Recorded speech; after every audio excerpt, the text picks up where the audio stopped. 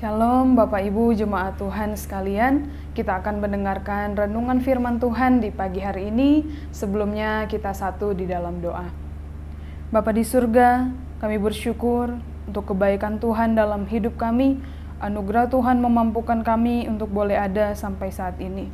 Saat ini Tuhan, kami datang di hadirat-Mu, kami rindu mendengarkan firman Tuhan.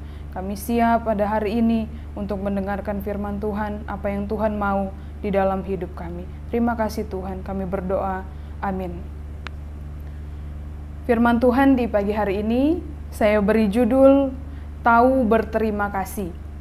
Yang saya ambil di dalam Lukas pasal yang ke-17, ayat 15 sampai 16. Saya akan membacakannya. Seorang dari mereka ketika melihat bahwa ia telah sembuh, kembali sambil memuliakan Allah dengan suara nyaring, lalu tersungkur di depan kaki Yesus dan mengucap syukur kepadanya. Orang itu adalah seorang Samaria. Di dalam Lukas 17, di ayat yang ke-11 sampai ke-19 ini merupakan peristiwa tentang 10 orang kusta yang menemui Yesus. Meski mereka berdiri agak jauh, mereka meminta kesembuhan dari Tuhan Yesus. Kemudian Tuhan Yesus menyuruh 10 orang kusta ini untuk pergi memperlihatkan diri mereka kepada imam-imam. Di tengah jalan, ke-10 orang kusta ini menjadi sembuh. Ada yang menarik karena ada 10 orang yang sembuh, namun hanya 1 orang yang kembali kepada Yesus. Dan orang ini dikatakan tertulis dalam Alkitab, ia adalah seorang Samaria. Orang yang dikucilkan di Israel karena mereka memiliki cara beribadah yang berbeda. Mereka memiliki cara beribadah di Gunung Gerisim. Apa yang dilakukan oleh seorang Samaria yang kembali kepada Tuhan Yesus? Yang pertama, ia memuliakan Allah dengan suara yang nyaring. Yang kedua, ia tersungkur di kaki Yesus sampai ke tanah. Maknanya adalah dia menyembah Tuhan Yesus. Kemudian yang ketiga, ia mengucap syukur. Ini merupakan respon orang yang telah ditolong oleh Tuhan Yesus.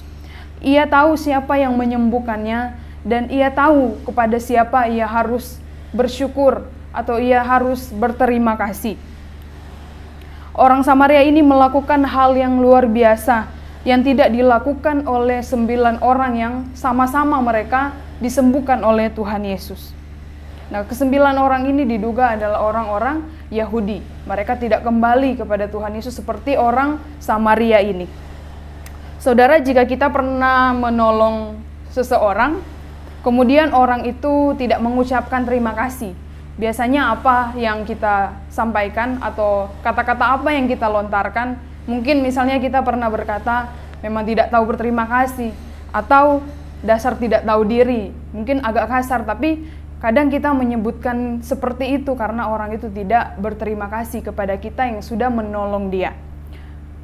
Ya saudara, itu adalah sebuah ungkapan kekesalan kita karena orang tersebut tidak mengucapkan terima kasih kepada kita.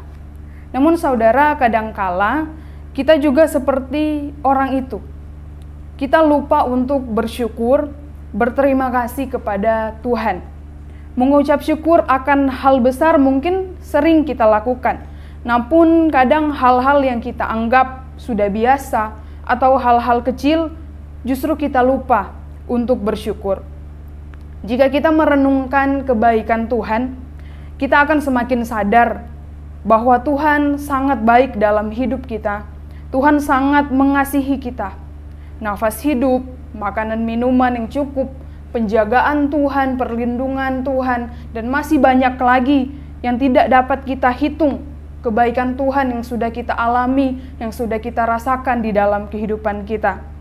Oleh karena itu sesungguhnya tidak ada alasan untuk kita tidak bersyukur kepada Tuhan. Seringkali kita ketika mendapat pertolongan dari manusia, kita akan ingat untuk berterima kasih kepada manusia yang telah menolong kita.